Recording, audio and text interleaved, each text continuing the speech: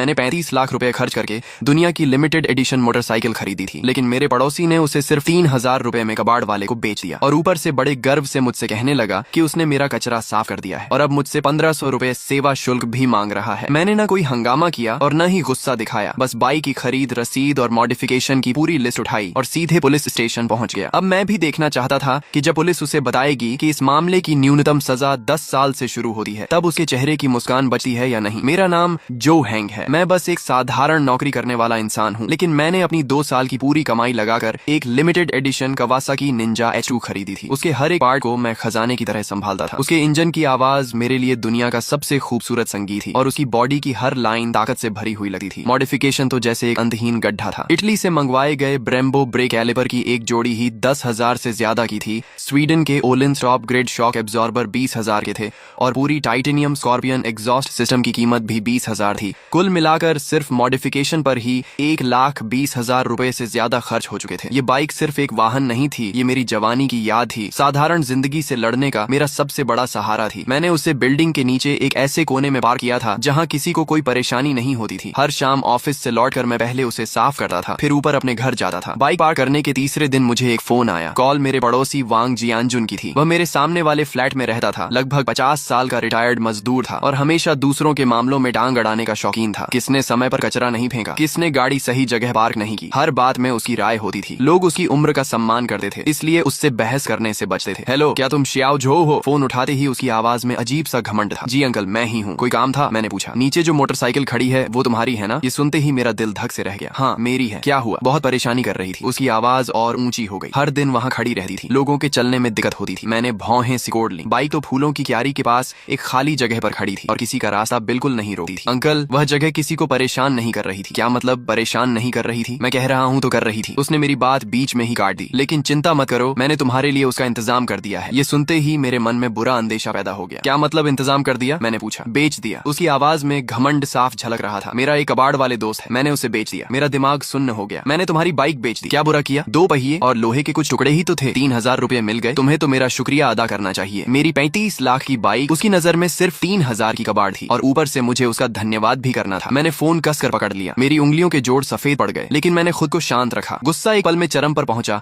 और अगले ही पल बर्फ जैसी ठंडी समझदारी में बदल गया। ऐसे लोगों पर चिल्लाना और बहस करना सबसे बेकार तरीका होता है। उसे क्या पता लिमिटेड एडिशन क्या होता है, ब्रेम्बो क्या होता है और ओलिंस क्या होता है। उसकी दुनिया में उसने मेरा कचरा साफ किया था और अच्छी कीमत पर बेचा था, इसलिए वही मेरा उपकार करने वाला था। श्याओ झो, चुप क्यों हो गए? खुशी के मारे बोलती बंद हो गई क्या? वह लगातार बोले जा रहा था। याद रखना, उन 3,000 में से आधे मेरे हैं। अगर मेरी पहचान नहीं होती तो तुम्हारी कबाड़ बाइक 1,000 में भी नहीं बिकी। मैंने आगे कुछ नहीं सुना। ठीक है अंकल, समझ गया। मैंने बिल्कुल शांत आवाज में इतना कहा और फोन काट दिया। कमरे में सन्नाटा छा गया। खिड़की से आती धूप भी आंखों में चुभ रही थी। मैं अपने स्टडी रूम में गया और दराज खोली। अंदर फाइलों का एक बड़ा ढेर रखा था। 23 लाख रुपए की खरीद रसीद, 12 लाख रुपए की मॉडिफिकेशन लिस्ट, हर आइटम का ब्रांड, मॉडल, प्राइस और परचेज डेट साफ साफ दर्ज था। मैंने सभी प्रिंटेड दस्तावेज एक साथ करीने से जमा किए। कुल 37 पन्ने थे। मैं उन फाइलों को शांत नजरों से देखता रहा। मेरी आंखें गहरे पानी की तरह स्थिर थीं। वांग जियानजुन, ये रास्ता तुमने खुद चुना है। अगर तुम्हें लगता है कि उसकी कीमत सिर्फ 3,000 है, तो अब कानून तुम्हें बताएगा कि उसकी असली कीमत कितनी है। अगले दिन मैंने ऑफिस से छुट्टी ली, फाइलों का मोटा बंडल उठाया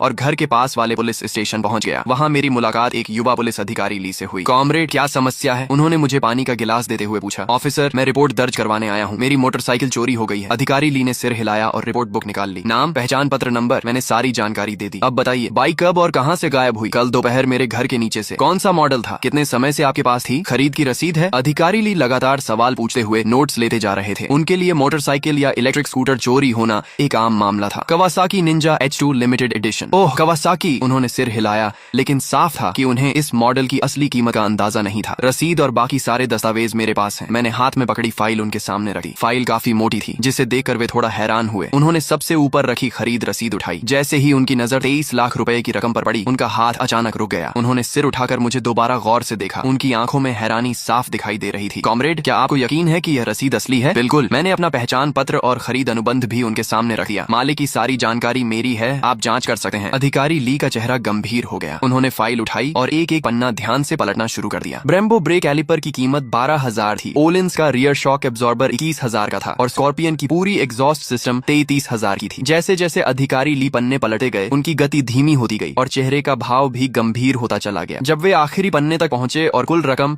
3,54,000 रुपए देखी तो उन्होंने गहरी सांस खींच ली। उनके पास बैठे एक उम्रदराज पुलिस अधिकारी भी आगे झुककर फाइल देखने लगे। कुछ देर बाद अधिकारी ली बोले, मुझे इस मामले की जानकारी हमारे स्टेशन इंचार्ज को देनी होगी। ये कहकर वे फाइल उठाकर जल्दी जल्दी स्टेशन इंचार्ज के ऑफिस की ओर चले गए। मुझे पता था कि मामला अब उसी दिशा में जा रहा है जिसकी मैंने उम्मीद की थी। कुछ हजार रुपए की बाइक चोरी होना और 3.5 लाख रुपए की बाइक चोरी होना पुलिस की नजर में दो बिल्कुल अलग स्तर की घटनाएं थी। पहले मामले में शायद सिर्फ रिपोर्ट लिखी जाती और आपको घर जाकर इंतजार करने को कहा जाता, लेकिन दूसरे मामले में स्पेशल इन्वेस्टिगेशन टीम बनती और तय समय में केस सुलझाने का दबाव होता। कुछ मिनट बाद एक मध्यम उम्र के अधिकारी जिनके कंधे पर 2 पट्टियां और एक सितारा लगा था, अधिकारी ली के साथ बाहर आए। आप मिस्टर जो हैं? उन्होंने पूछा। जी, मैंने खड़े होकर जवाब दिया। मैं इस थाने का प्रभारी हूँ, मेरा नाम झांग है। नमस्ते इंस्पेक्टर झांग, मैंने सम्मान से कहा। अधिकारी ली ने मुझे सारी जानकारी दे दी है। उन्होंने मेज पर रखी फाइलों की ओर इशारा किया। इन सभी दस्तावेजों की कॉपी सबूत के तौर पर रखी जाएगी। आपका मामला बहुत बड़ा है और इसकी प्रकृति भी गंभीर है। हमारा थाना इसे बेहद गंभीरता से ले रहा है। हम तुरंत एक स्पेशल टीम बनाकर जांच शुरू करेंगे और जल्द से जल्द आपकी बाइक वापस लाने की कोशिश करेंगे। मैंने सिर हिलाकर धन्यवाद दिया और फिर कहा, लेकिन जिसने मेरी बाइक ली है शायद मैं जानता हूँ कि वह कौन है। यह सुनते ही इंस्पेक्टर झांग की आंखें चमक उठी। कौन? उन्होंने तुरंत पूछा। मेरा पड़ोसी वांग जियानजुन। इसके बाद मैंने पिछली शाम फोन पर हुई पूरी बातचीत शब्दशः उन्हें सुना दी। मेरी बात खत्म होते ही कमरे में सन्नाटा छा गया। इंस्पेक्टर झांग की भौहें कसकर सिकुड़ गईं। तुम कहना चाहते हो कि तुम्हारे पड़ोसी ने 3.5 लाख रुपए की बाइक को कबाड़ समझकर 3,000 रुपए में बेच दिया? जी, फोन पर उसने यही कहा था। और उसने तुमसे उन 3,000 में से 1,500 रुपए भी मांगे? जी। इंस्पेक्टर झांग कुछ पल चुप रहे। इतने साल पुलिस सेवा में रहने के बावजूद शायद उन्होंने भी ऐसा अजीब मामला कभी नहीं देखा था। ये सिर्फ चोरी नहीं थी, ये मूर्खता, लालच और अज्ञानता का मिश्रण था। अधिकारी ली ने बगल में बैठे वरिष्ठ पुलिसकर्मी से धीरे से पूछा, सर, यह चोरी का मामला है, गबन का है या किसी और की संपत्ति को अवैध रूप से बेचने का? बुजुर्ग अधिकारी ने सिर हिलाया। जो भी हो, रकम 3 लाख से ज्यादा है। इतनी बड़ी राशि में सजा कम से कम 10 साल से शुरू होती है। उनके मुंह से निकला 10 साल। मेरे कानों में अलग ही वजन लेकर गूंजा। वह सिर्फ एक संख्या नहीं थी, वह न्याय का भार था। इंस्पेक्टर झांग ने तुरंत फोन उठाया और आदेश दिया, सभी यूनिट ध्यान दें, 3 मिनट में नीचे इकट्ठा हों, हम मौके पर जा रहे हैं। फिर उन्होंने मेरी ओर देखकर कहा, मिस्टर जो, आपने बहुत समझदारी दिखाई। आपने निजी झगड़ा करने के बजाय कानून पर भरोसा किया। यही सबसे सही तरीका था। अब आगे का काम हमें करने दीजिए। मैंने सिर हिलाया। मुझे पता था कि असली तमाशा अब शुरू होने वाला था। ऑफिस से बाहर निकलते ही मैंने देखा कि कई पुलिसकर्मी तैयार खड़े थे। अधिकारी ली ने मेरी ओर देखकर कहा, चलो इस वांग जियानजुन से मिलते हैं। पुलिस की गाड़ी बिना सायरन बजाए चुपचाप हमारे अपार्टमेंट के नीचे आकर रुकी। मैं, इंस्पेक्टर झांग, अधिकारी ली और 2 अन्य पुलिसकर्मी गाड़ी से उतरे। दोपहर का समय था। सोसाइटी में कई बुजुर्ग और बच्चे घूम रहे थे। जैसे ही लोगों ने पुलिस वालों को हमारी बिल्डिंग की ओर जाते देखा, सबकी नजरें हमारी तरफ मुड़ गईं। हम सीढ़ियां चढ़कर वांग जियानजुन के घर के सामने पहुंचे। अधिकारी ली ने दरवाजा खटखटाया। कौन है? अंदर से उसकी चिड़ी हुई आवाज आई। पुलिस, दरवाजा खोलो। अधिकारी ली की आवाज साफ और मजबूत थी। अंदर अचानक सन्नाटा छा गया। करीब 10 सेकंड बाद दरवाजा थोड़ा सा खुला। वांग जियानजुन ने आधा चेहरा बाहर निकाला। जैसे ही उसने पुलिस वालों और उनके पीछे खड़े मुझे देखा, वह एक पल के लिए स्तब्ध रह गया। अधिकारी साहब, आप लोग किसे ढूंढ रहे हैं? उसने बनावटी मासूमियत से पूछा। इंस्पेक्टर झांग आगे बढ़े और अपना पहचान पत्र दिखाया। एक चोरी के मामले में तुमसे पूछताछ करनी है। चोरी? उसकी आंखें तेजी से घूमी। फिर उसने दरवाजा पूरा खोल दिया और मेरी ओर उंगली दिखाते हुए जोर से बोला, अरे, अगर उस कबाड़ बाइक की बात है तो आपको मेरा पक्ष भी सुनना चाहिए। मैंने तो भलाई की थी, नीचे बेकार जगह घेर कर रखी थी, इसलिए मैंने उसे हटवा दिया। अब यह लड़का उल्टा पुलिस बुला लाया। बताइए, क्या कोई ऐसे एहसान का बदला देता है? वह ऐसे बोल रहा था जैसे असली पीड़ित वही हो। शोर सुनकर आसपास के पड़ोसी भी बाहर निकल आए। क्या हुआ? इतनी पुलिस क्यों आई है? सुना है बाइक का मामला है। वही नई बाइक जो झो ने खरीदी थी। इतनी सुंदर बाइक कबाड़ कैसे हो गई? लोग आपस में फुसफुसाने लगे। मैं अब भी चुपचाप खड़ा था और उसे बोलने दे रहा था। इंस्पेक्टर झांग ने बिना भाव बदले पूछा, वांग जियानजुन, हमारे कुछ सवाल हैं, सच सच जवाब देना। क्या वह बाइक तुमने बेची थी? हाँ, मैंने बेची थी, उसने सीना ठोके हुए कहा। 3,000 रुपए में बेची और आधे पैसे इसे देने वाला था, लेकिन इसने तो सीधे पुलिस बुला ली। किसने तुम्हें किसी और की संपत्ति बेचने का अधिकार दिया? इंस्पेक्टर झांग की आवाज ठंडी हो गई। अधिकार? वह बाइक सार्वजनिक जगह घेर कर खड़ी थी। मैं भी इस सोसाइटी का निवासी हूँ, इसलिए मुझे उसे हटाने का हक है और मैंने तो उसके लिए पैसे भी बनवा दिए। मैंने उसकी मदद की है। भीड़ में कई लोग हंस पड़े। ऐसी दलील उन्होंने पहले कभी नहीं सुनी थी। इंस्पेक्टर झांग ने बहस करने की जरूरत नहीं समझी। उन्होंने अधिकारी ली से एक दस्तावेज लिया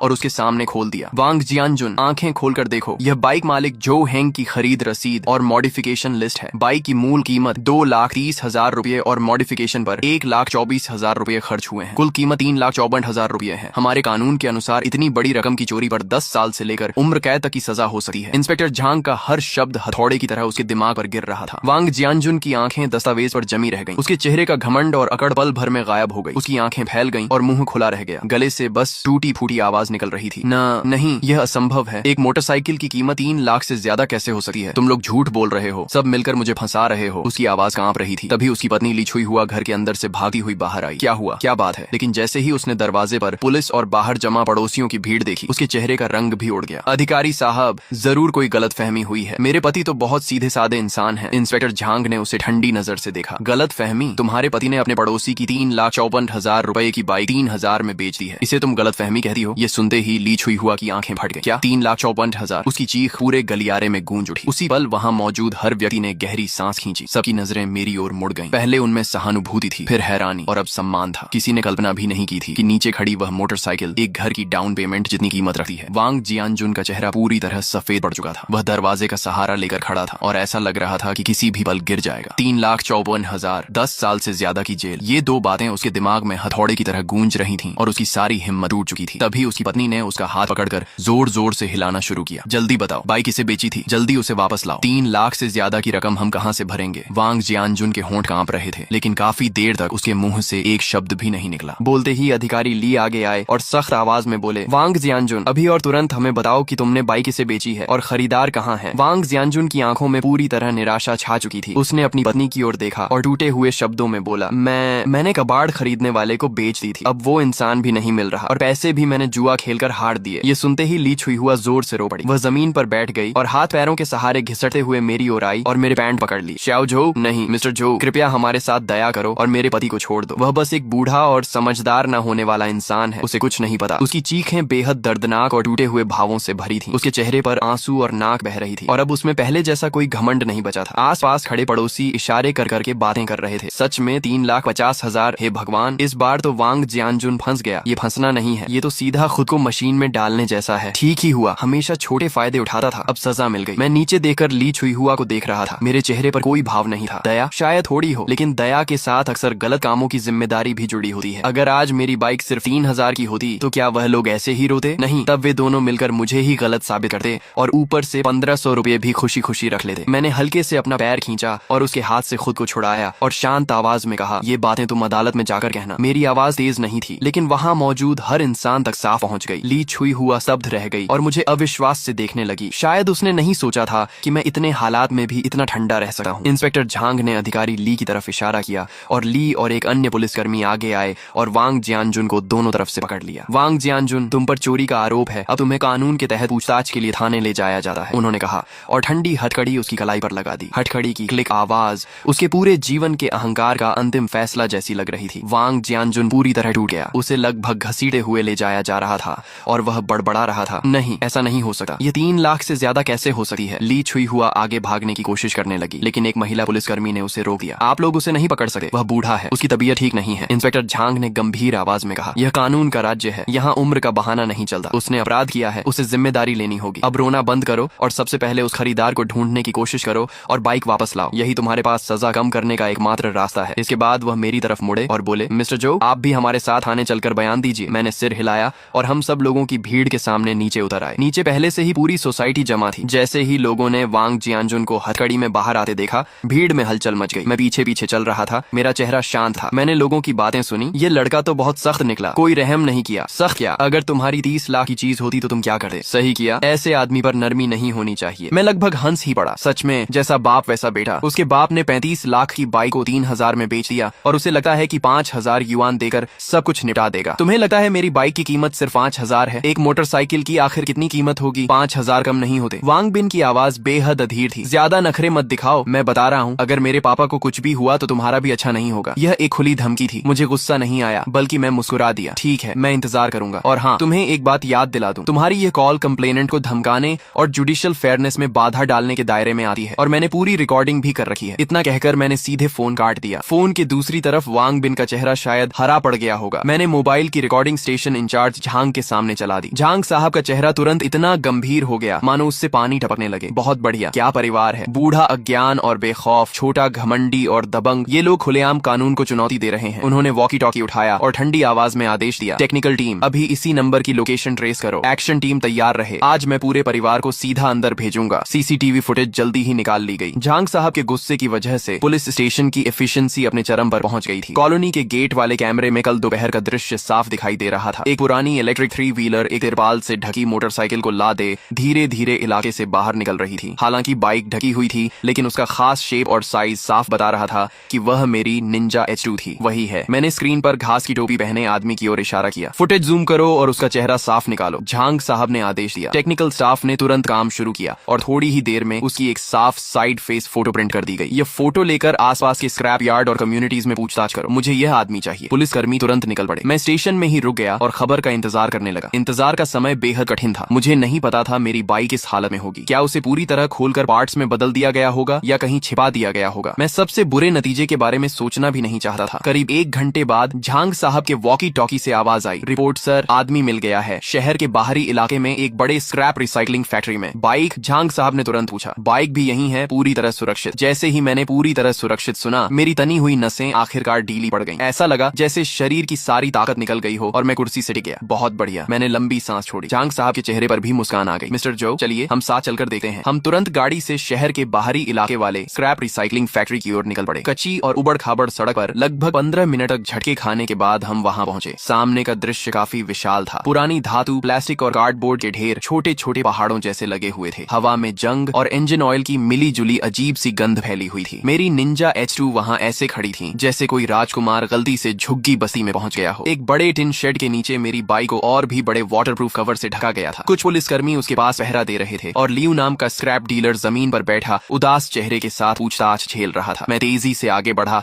और एक झटके में कवर हटा दिया। वही परिचित कवासाकी ग्रीन रंग फिर से मेरी आंखों के सामने था। बाइक थोड़ी गंदी हो गई थी, उस पर धूल जमी हुई थी। बाएं साइड मिरर पर हल्की सी खरोंच थी। इसके अलावा सब कुछ ठीक था। Brembo brake calipers, Olin suspension और अक्रापोविच एग्जॉस्ट सब अपनी जगह मौजूद थे। मैंने हाथ बढ़ाकर बाइक की ठंडी बॉडी को हल्के से छुआ। दिल में अनगिनत भाव उमड़ पड़े। ऐसा लग रहा था जैसे कोई खोया हुआ खजाना वापस मिल गया हो। ऑफिसर ली उस समय बॉस लियू का बयान लिख रहे थे। बताओ क्या हुआ था? लियू रोने जैसा चेहरा बनाकर बोला, ऑफिसर मैं बेगुनाह हूँ। उस वांग नाम के आदमी ने कसम खाकर कहा था कि यह उसके बेटे की बेकार पड़ी टूटी फूटी बाइक है जो जगह घेर रही है और वह इसे हटवाना चाहता है। मुझे बाइक अच्छी लगी तो मैंने एक सवाल पूछ लिया। उसने कहा 3000 युआन दो और अभी ले जाओ। मुझे भी शक हुआ था। ये बाइक किसी भी तरह कबाड़ नहीं लग रही थी, लेकिन मैंने सोचा मुफ्त का मौका है, छोड़ना बेवकूफी होगी, इसलिए मैंने उसे 3000 दिए और बाइक ले आया। ऑफिसर ली ने ठंडी आवाज में कहा, यह साफ साफ स्टोलन प्रॉपर्टी खरीदने का मामला है। तुम जानते थे कि सामान की ओरिजिन संदिग्ध है, फिर भी सस्ते में खरीद लिया। लियू ने जल्दी से सफाई दी। मेरा ऐसा इरादा नहीं था। बाइक लाने के बाद मुझे भी लगने लगा कुछ गड़बड़ है। ये बाइक बहुत नई थी, इसके पार्ट्स में पहचान भी नहीं पा रहा था, लेकिन महसूस हो रहा था कि ये बेहद महंगे हैं। मैं एक स्क्रैप कलेक्टर हूँ, ऐसी चीज खोलने की हिम्मत कैसे करता। मैंने बस सोचा था पहले इसे छिपा देता हूँ, फिर मामला शांत होने पर किसी बाइक एक्सपर्ट से पूछूंगा और अच्छी कीमत पर बेचने की कोशिश करूंगा। मैं कसम खाता हूँ मैंने इंजन तक स्टार्ट नहीं किया। उसकी बातों ने दूसरी तरफ से मेरी बाइक की वैल्यू साबित कर दी। एक स्क्रैप कलेक्टर तक समझ गया था कि यह कोई साधारण बाइक नहीं है। सिर्फ वांग जियानजुन जैसा अज्ञानी और घमंडी इंसान ही इसे कबाड़ समझ सका था। झांग साहब मेरे पास आए और मेरे कंधे पर हाथ रखा। मिस्टर जो, हमने अपना वादा निभा दिया, आपकी बाइक वापस मिल गई। धन्यवाद झांग साहब, और सभी ऑफिसर्स का भी बहुत बहुत धन्यवाद। मैंने दिल से उनका धन्यवाद किया। यह तो हमारा कर्तव्य है, झांग साहब ने कहा। अब यह बाइक केस से जुड़ा सबूत है, इसलिए फिलहाल हमारी कस्टडी में रहेगी। जब केस की सुनवाई पूरी हो जाएगी तब इसे आपको वापस सौंप दिया जाएगा। मैंने समझदारी से सिर हिलाया। इसके अलावा नुकसान सिर्फ खरोंच तक सीमित नहीं है। यह एक लिमिटेड एडिशन बाइक है। किसी भी गैर आधिकारिक तरीके से इसे हिलाने या स्टोर करने से इसकी पेंट सरफेस, इलेक्ट्रिकल सिस्टम और परफॉर्मेंस पर संभावित असर पड़ सकता है। इन सबकी प्रोफेशनल इंस्पेक्शन और असेसमेंट होनी चाहिए। मेरी बात सुनकर झांग साहब एक पल के लिए चौंके, फिर सिर हिलाया। तुम सही कह रहे हो, हम तुम्हारी राय पूरी तरह अप्रेजल एजेंसी तक पहुंचाएंगे। अब मामला लगभग खत्म हो चुका था। चोरी का सामान भी मिल गया था और आरोपी भी पकड़ लिए गए थे। वांग जियानजुन पर चोरी का आरोप लगभग तय हो चुका था। जहां तक बॉस लियू की बात ही, वह चोरी का सामान खरीदने के अपराध से नहीं बच सकता था, लेकिन क्योंकि उसने पूरा सहयोग किया था और बाइक भी सुरक्षित ही, इसलिए संभवतः उसे हल्की सजा मिलेगी। इसी दौरान दूसरी टीम के पुलिसकर्मियों से भी खबर आई। वांग जियानजुन का बेटा वांग बिन उसकी अपनी कंपनी में मिल गया था और उसे भी पुलिस स्टेशन लाया जा चुका था। झांग साहब ने मेरी तरफ देकर मुस्कुराते हुए कहा, मिस्टर जो, आज स्टेशन में काफी हलचल होने वाली है, चलिए वापस चलते हैं और देखते हैं कि उस लड़के के पास अब क्या कहने को बचा है। हम स्टेशन लौटे। अंदर प्रवेश करते ही मैंने देखा कि एक सूट पहना हुआ, बालों में चमकदार तेल लगाए एक युवा आदमी इंतजार वाली कुर्सी पर अधीरता से बैठा हुआ था। वह वांग बिन था। उसके बगल में ली छुई हुआ रोते हुए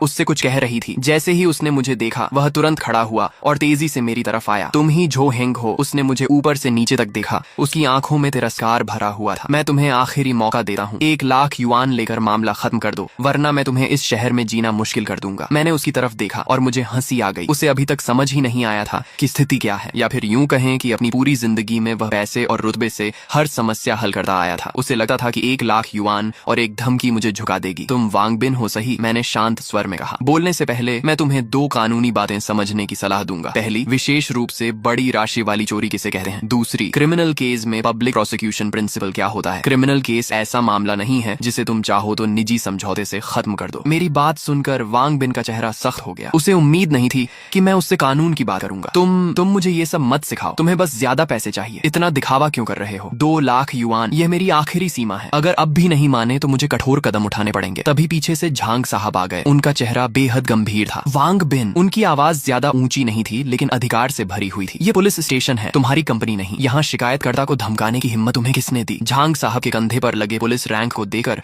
वांग बिन की अकड़ तुरंत आधी रह गई। मैंने उन्हें धमकाया नहीं, मैं तो बस समझौता करना चाहता था। समझौता? झांग साहब ने ठंडी हंसी हंसते हुए कहा, तुम्हारे पिता ने 35 लाख युआन की चीज चुराई और तुम 2 लाख युआन देकर समझौता करना चाहते हो। काफी समझदार हिसाब लगाते हो। और फोन पर मिस्टर जो को धमकाने वाली रिकॉर्डिंग भी हमारे पास मौजूद है। जुडिशियल फेयरनेस में बाधा डालने और मलिशियस डेफेमेशन का एक और आरोप जोड़ लो। लगता है तुम अपने पिता का साथ देने जेल जाना चाहते हो। झांग साहब की हर बात वांग बिन के दिल पर हथौड़े की तरह पड़ रही थी। उसके माथे पर ठंडा पसीना आ गया। आखिरकार उसे समझ में आया कि यह कोई छोटी मोटी परेशानी नहीं थी जैसी वह पहले संभालता आया था। उसके बगल में बैठी ली छुई हुआ तो डर के मारे रोना भी भूल चुकी थी और सिर्फ कांप रही थी। ऑफिसर, गलतफहमी है, सब गलतफहमी है। वांग बिन का स्वर अचानक नरम हो गया। उसने चेहरे पर जबरदस्ती मुस्कान लाने की कोशिश की जो रोने से भी ज्यादा बदसूरत लग रही थी। मैं अभी अभी बिजनेस ट्रिप से लौटा हूँ, मुझे पूरी बात पता नहीं थी। गुस्से में गलती हो गई, कृपया बुरा मत मानिए। मेरे पिताजी ने जानबूझकर ऐसा नहीं किया, बस उम्र के कारण उनका दिमाग ठीक से काम नहीं कर रहा था। लेकिन झांग साहब उसकी बातों में आने वाले नहीं थे। जानबूझकर किया या नहीं इसका फैसला कानून करेगा। अभी वांग जियानजुन पर चोरी का आरोप है, लियू पर चोरी का सामान खरीदने का और तुम पर जुडिशियल फेयरनेस में बाधा डालने का। तुम सबकी जांच होगी। ऑफिसर ली, इन माँ बेटे को भी पूछताछ कक्ष में ले जाइए और अलग अलग पूछताछ कीजिए। ऑफिसर ली आगे बढ़े और उन्हें चलने का इशारा किया। वांग बिन का चेहरा पूरी तरह सफेद पड़ गया। उसने मदद की उम्मीद में मेरी तरफ देखा लेकिन मैंने केवल ऐसा भाव दिया मानो मैं कुछ नहीं कर सकता। अगर पहले समझदारी दिखाई होती तो आज यह दिन नहीं देखना पड़ता। जब उन्हें ले जाया गया तो ऑफिस आखिरकार शांत हो गया। झांग साहब ने मुझे एक गिलास पानी दिया। मिस्टर जो, आपको यह तमाशा देखना पड़ा। कोई बात नहीं, दुनिया बड़ी है और हर तरह के लोग होते हैं। झांग साहब ने आह भरी। सच है, यह परिवार जरूरत से ज्यादा बिगड़ चुका है। मैंने अभी अभी वांग बिन की जांच करवाई है। उसकी खुद की एक छोटी कंपनी है और बाहर भी वह हमेशा दबंगई करता फिरता है। उसे लगता है कि पैसा हर समस्या हल कर सकता है। इस बार उसे लॉ बेस्ड सोसाइटी की अच्छी शिक्षा मिलेगी। इसके बाद सब कुछ तय प्रक्रिया के अनुसार चलता गया। वांग जियानजुन ने चोरी के अपराध को पूरी तरह स्वीकार कर लिया। बॉस लियू ने भी माना कि उसने लालच में आकर संदिग्ध स्रोत वाली बाइक सस्ते में खरीद ली थी। वांग बिन और ली छुई हुआ भी रिकॉर्डिंग और कानून के दबाव के सामने सारी सच्चाई बताने पर मजबूर हो गए। क्योंकि सबूतों की चेन पूरी थी और तथ्य स्पष्ट थे, इसलिए मामला जल्द ही प्रोसिक्यूटर ऑफिस को भेज दिया गया। उधर मैंने भी एक वकील नियुक्त कर लिया जो सिविल कॉम्पेंसेशन लॉ सूट संभालने वाला था। मेरी मांग बहुत सीधी थी। पहली, वांग जियानजुन की क्रिमिनल रिस्पॉन्सिबिलिटी तय हो और किसी भी हालत में उसे माफी न मिले। दूसरी, वह मेरी सारी आर्थिक हानि की भरपाई करे। इसमें बाइक की डिप्रिशिएशन कॉस्ट, प्रोफेशनल इंस्पेक्शन और रिपेयर फीस, साथ ही बाइक चोरी होने के दौरान मेरे ट्रांसपोर्टेशन एक्सपेंसेस भी शामिल थे। वकील ने मेरे सारे बिल्स और सबूतों की जांच के बाद अनुमान लगाया कि कॉम्पेंसेशन कम से कम 40 लाख युआन होगा, उससे कम नहीं। जब यह खबर वांग बिन तक पहुंची तो सुना गया कि उसने गुस्से में घर का एक एंटीक वेस तोड़ दिया। अगले कुछ दिनों में मैं पूरी कॉलोनी का मशहूर व्यक्ति बन गया। लोग मुझे सम्मान और डर के मिश्रण वाली नजरों से देखने लगे। अब कोई भी मेरे घर के सामने गलत तरीके से गाड़ी पार करने या सीढ़ियों में कचरा फेंकने की हिम्मत नहीं करता था। पूरी कॉलोनी का माहौल जैसे अचानक सुधर गया था। दूसरी तरफ वांग जियानजुन का परिवार सबकी नजरों में गिर चुका था। वे तरह तरह के तरीके अपनाने लगे। पहले रिश्तेदारों और दोस्तों के जरिए मुझसे सिफारिश करवाने की कोशिश की लेकिन मैं किसी से नहीं मिला। बाद में वांग बिन ने पैसे से मामला खत्म करने की कोशिश की। उसने कॉम्पेंसेशन की रकम 20 लाख से बढ़ाकर 30 लाख और फिर 35 लाख कर दी। लेकिन मैंने अपने वकील से हर बार साफ इनकार करवा दिया। ये पैसे का मामला नहीं था बल्कि सिद्धांत का था। कुछ लोगों को एक बार इतनी जोर से चोट पहुंचानी पड़ती है कि वे जिंदगी भर सम्मान करना सीख जाएं। जब उन्हें लगा कि कोई रास्ता नहीं बचा है तो ली छुई हुआ हर किसी के सामने रो रो कर कहने लगी कि मैं निर्दयी हूँ और उनके पूरे परिवार को बर्बाद करना चाहता हूँ। कुछ ऐसे बुजुर्ग जो सच्चाई नहीं जानते थे या हमेशा बीच बचाव करना चाहते थे वे भी मेरी आलोचना करने लगे। मॉरल किडनैपिंग हमेशा कुछ लोगों का सबसे सस्ता हथियार होता है। लेकिन मैंने किसी से बहस नहीं की। मैंने चुपचाप एक दस्तावेज प्रिंट किया और बिल्डिंग के नोटिस बोर्ड पर चिपका दिया। वह प्रोसिक्यूटर ऑफिस द्वारा जारी किया गया वांग जियानजुन का अरेस्ट अप्रूवल नोटिस था। उसके नीचे मैंने अपने हाथ से एक पंक्ति लिखी थी, अज्ञानता अपराध से बचने का बहाना नहीं है, कानून के सामने सभी बराबर हैं। नोटिस बोर्ड के सामने मेरी वह घोषणा। उस अरेस्ट अप्रूवल नोटिस की फोटोकॉपी किसी भी बहस या सफाई से कहीं ज्यादा ताकतवर साबित हुई। जो पड़ोसी पहले मुझे बड़ा दिल रखने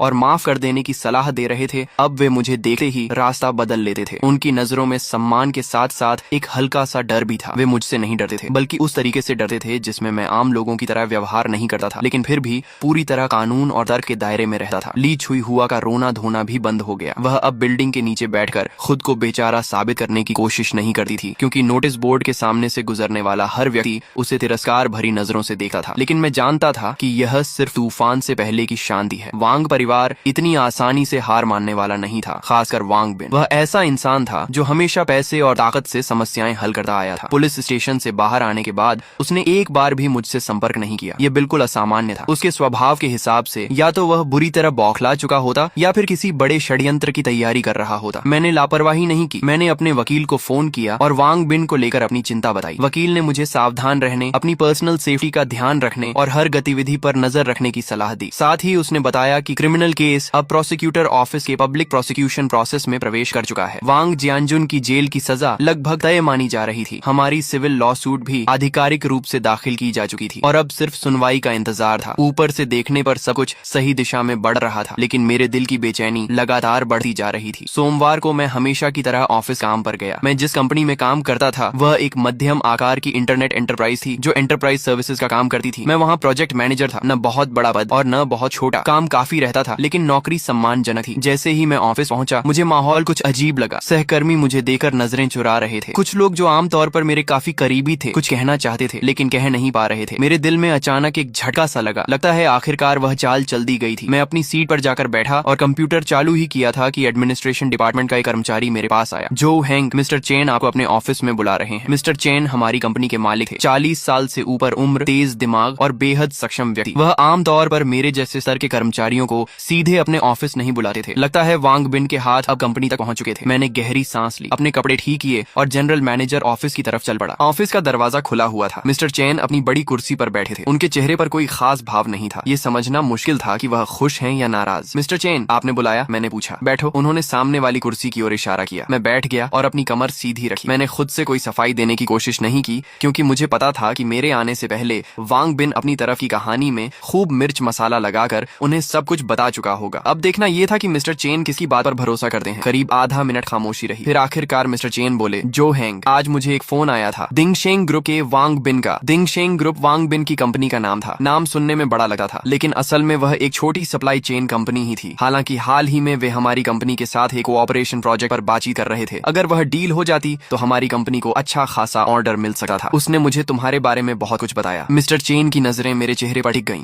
जैसे वह मेरी प्रतिक्रिया पढ़ना चाहते हो। उसका कहना है कि तुम एक बुजुर्ग पड़ोसी को जेल भिजवाने पर तुले हुए हो। उसने यह भी कहा कि तुम ब्लैकमेल कर रहे हो और 40 लाख युआन का कॉम्पेंसेशन मांग रहे हो। उसका दावा है कि तुम्हारा कैरेक्टर प्रॉब्लमैटिक है और तुम्हें कंपनी में रखना हमारे लिए रिस्क हो सकता है। उन्होंने वांग बिन की बातों को शांत स्वर में दोहराया, लेकिन मैं महसूस कर सकता था कि इस शांति के पीछे एक निर्णय लेने वाले व्यक्ति की गहरी जांच छिपी हुई थी। शायद मेरी नौकरी का भविष्य इसी बातचीत पर निर्भर था। मैंने तुरंत विरोध नहीं किया। जब वह बोल चुके तब मैंने धीरे से कहा, मिस्टर चेन, क्या उसने आपको बताया कि मेरे उस पड़ोसी ने मेरे साथ क्या किया था? मिस्टर चेन ने सिर हिलाया। नहीं, उसने बस इतना कहा कि यह एक मामूली पड़ोसी विवाद था। मैं मुस्कुरा दिया। मेरे पास एक मोटरसाइकिल है जिसे मैंने 35 लाख युआन में खरीदा था। मेरे पड़ोसी ने मेरी गैर मौजूदगी में उसे कबाड़ समझकर सिर्फ 3000 युआन में बेच दिया। फिर उसने मुझे फोन करके कहा कि वह मुझे 1500 युआन हिस्सा देने को तैयार है। उसके बाद उसका बेटा यानी वांग बिन मुझे फोन पर धमकाने लगा कि मैं 5 लाख युआन लेकर मामला खत्म कर दूं। जब मैंने मना कर दिया तो वह पुलिस स्टेशन तक आ गया और पुलिस वालों के सामने मुझे धमकाने लगा कि वह मुझे इस शहर में जीने नहीं देगा। क्या उसने आपको यह सब बताया? मेरी हर बात के साथ मिस्टर चेन की भौहें और सिकुड़ती गईं। जब मैं बोल चुका तो उनका चेहरा काफी गंभीर हो चुका था। मैंने अपना ब्रीफकेस खोला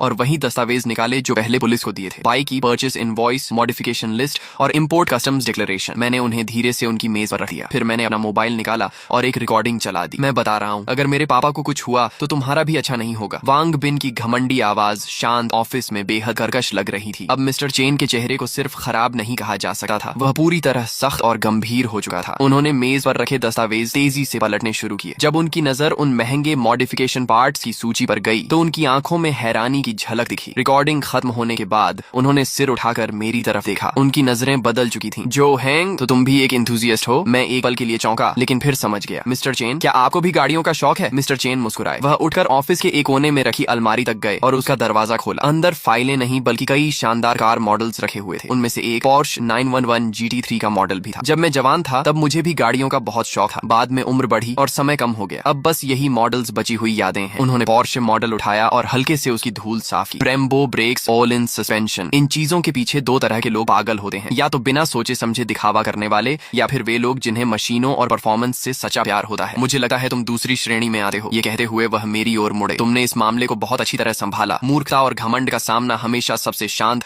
और सबसे तेज हथियार से करना चाहिए, ताकि सामने वाले को जिंदगी भर याद रहने वाला सबक मिले। हमारी कंपनी को तुम्हारे जैसे प्रिंसिपल वाले, रूल्स मानने वाले और लॉजिकल सोच रखने वाले कर्मचारियों की जरूरत है, न कि वांग बिन जैसे घमंडी और कानून को न मानने वाले बेवकूफों की। मेरे दिल पर रखा भारी पत्थर आखिरकार हट गया। मैंने सही अंदाजा लगाया था। मिस्टर चेन ऐसे इंसान थे जो खुद सोचते थे और तथ्यों के आधार पर फैसला लेते थे। जहां तक दिंगशेंग ग्रुप के साथ कोऑपरेशन प्रोजेक्ट की बात है, मिस्टर चेन वापस अपनी कुर्सी पर बैठे। उन्होंने मेज पर रखा फोन उठाया और इंटरनल लाइन मिलाई। दिंगशेंग ग्रुप के साथ चल रही कोऑपरेशन नेगोशिएशन तुरंत समाप्त की जाती है। कारण यह है कि मैं ऐसी कंपनी के साथ काम नहीं कर सकता जो बिजनेस कोऑपरेशन का इस्तेमाल हमारी कंपनी के इंटरनल अफेयर्स में हस्तक्षेप करने और हमारे कर्मचारियों को धमकाने के लिए करती हो। मुझे डर है कि भविष्य में वे हमारी कंपनी को भी इसी तरह दबाव में लेने की कोशिश करेंगे। उन्होंने फोन रख दिया और मेरी तरफ देखकर संतोष भरी मुस्कान दी। जो हैंग, तुम्हारी वजह से मुझे एक महत्वपूर्ण बात समझ में आई। तुमने समय रहते कंपनी के लिए एक बड़ा खतरा भी टाल दिया। जब मैं उनके ऑफिस से बाहर निकला तो मुझे लगा जैसे बाहर की धूप भी पहले से ज्यादा चमकदार हो गई हो। रास्ते में कुछ सहकर्मी मिले। उनके चेहरों पर पहले जो चिंता और सहानुभूति थी वह अब जिज्ञासा और सम्मान में बदल चुकी थी। स्पष्ट था कि दिंगशेंग ग्रुप के साथ डील कैंसिल होने की खबर कंपनी में फैल चुकी थी। मैंने ज्यादा कुछ नहीं कहा, बस हल्की मुस्कान के साथ सिर हिलाया और अपनी सीट पर वापस आकर बैठ गया। मुझे पता था कि वांग बिन की मेरी करियर में रुकावट डालने की कोशिश पूरी तरह नाकाम हो चुकी थी। सिर्फ नाकाम ही नहीं, उसने खुद अपने पैरों पर कुल्हाड़ी मार ली थी। उस जैसी छोटी कंपनी के लिए हमारी कंपनी एक बहुत महत्वपूर्ण पोटेंशियल क्लाइंट थी। यह कॉन्ट्रैक्ट खोना उसके लिए निश्चित रूप से भारी नुकसान था। उसी शाम मेरे वकील का फोन आया। मिस्टर जो, आपको एक अच्छी खबर दूं, आपकी बाइक की डैमेज असेसमेंट रिपोर्ट आ गई है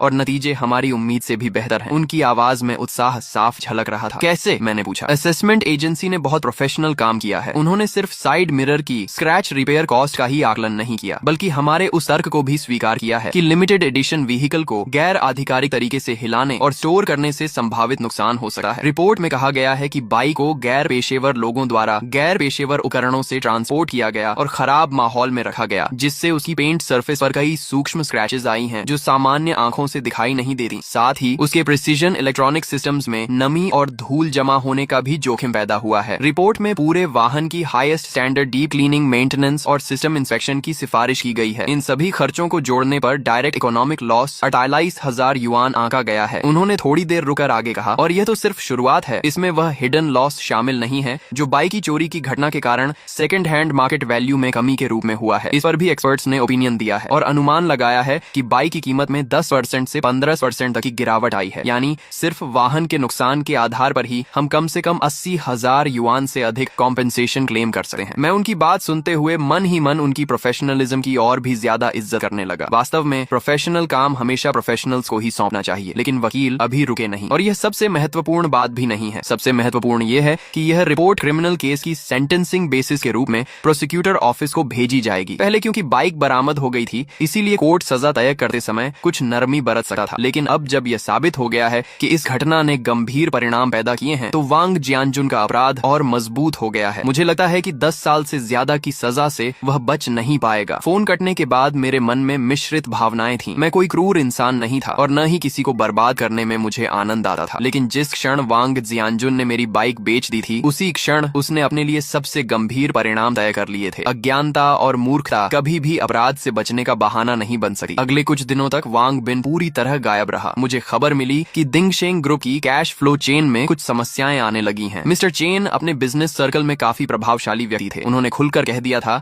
कि वांग बिन का कैरेक्टर खराब है और उसके काम करने का कोई बॉटम लाइन नहीं है। नतीजतन कई कंपनियां जो पहले उसके साथ काम करने पर विचार कर रही थीं, अब रिस्क असेसमेंट दोबारा करने लगी थीं। बटरफ्लाई इफेक्ट धीरे धीरे सामने आने लगा था। शायद वांग बिन इस समय इतनी समस्याओं में घिर चुका था कि मेरे पीछे पड़ने का समय ही नहीं बचा था। उधर ली छुई हुआ ने भी मानो किस्मत के आगे हार मान ली थी। वह न तो फिर कभी दिखाई दी और न ही किसी को सिफारिश के लिए भेजा। दुनिया का नियम ही यही है, जब आप पर्याप्त दृढ़ता और सिद्धांत दिखाते हैं तो परेशान करने वाले लोग अपने आप दूर हो जाते हैं। सिविल लॉ सूट की सुनवाई 1 महीने बाद तय हुई, जबकि वांग जियानजुन का क्रिमिनल ट्रायल उससे पहले शुरू हो गया। सुनवाई वाले दिन मैं विक्टिम के रूप में कोर्ट में मौजूद था। वहां मैंने एक बार फिर वांग जियानजुन को देखा। सिर्फ 1 महीने के भीतर वह जैसे 10 साल बूढ़ा हो गया था। उसके आधे से ज्यादा बाल सफेद हो चुके थे, पीठ झुक गई थी और उसकी आंखों में डर और निराशा साफ दिखाई दे रही थी। जब प्रोसिक्यूटर ने इंडाइटमेंट पढ़ना शुरू किया और विस्तार से बताया कि उसने मेरी मोटरसाइकिल को कैसे अवैध रूप से बेचा और कैसे उसे गंभीर नुकसान पहुंचाया, तो उसका पूरा शरीर कांपने लगा। जब मेरे वकील ने 35 लाख युआन की परचेस इनवॉइस और लगभग 50,000 युआन की डैमेज रिपोर्ट सबूत के रूप में पेश की, तो कोर्ट रूम रूम में बैठे लोगों ने हैरानी से सांस खींच ली। वांग जियानजुन का डिफेंस लॉयर यह साबित करने की कोशिश कर रहा था कि उसके पास चोरी करने की सब्जेक्टिव इंटेंट नहीं थी और यह सिर्फ अज्ञानता में हुई गलती थी, लेकिन लोहे जैसे मजबूत सबूतों के सामने ये दलीलें बेहद कमजोर लग रही थीं। फिर जज ने पूछा, प्रतिवादी, क्या आपको अपने किए पर पछतावा है? वांग जियानजुन ने सिर उठाकर मेरी तरफ देखा। उसकी धुंधली आंखें कांप रही थीं। मैं गलत था, मैं सचमुच गलत था। मुझे आपकी बाइक को हाथ नहीं लगाना चाहिए था। मुझे थोड़े से पैसे के लालच में नहीं पड़ना चाहिए था। उसकी आवाज भर्रा गई थी। ये पहली बार था जब मैंने उसके चेहरे पर सच्चा पछतावा देखा, लेकिन अब बहुत देर हो चुकी थी। कोर्ट कोई सब्जी मंडी नहीं होती और न्याय कोई ऐसी चीज नहीं होती जिस पर मोल भाव किया जा सके। फाइनल स्टेटमेंट के समय मैंने बोलने से इनकार कर दिया क्योंकि मुझे लगा अब कुछ कहने की जरूरत नहीं है। तथ्य खुद सब कुछ बता चुके थे। फिर जज ने फैसला सुनाया। प्रतिवादी वांग जियानजुन चोरी के अपराध का दोषी पाया जाता है। अपराध की राशि अत्यंत बड़ी है और इसके गंभीर परिणाम हुए हैं। तथ्य स्पष्ट हैं और सबूत पर्याप्त हैं। अपराध की परिस्थितियों तथा पश्चाताप को ध्यान में रखते हुए उसे 11 वर्ष के फिक्स टर्म इम्प्रिजनमेंट, 3 वर्ष के पॉलिटिकल राइट्स डिप्रीवेशन और 50,000 युआन के फाइन की सजा दी जाती है। फैसला सुनते ही वांग जियानजुन की आंखें पलट गईं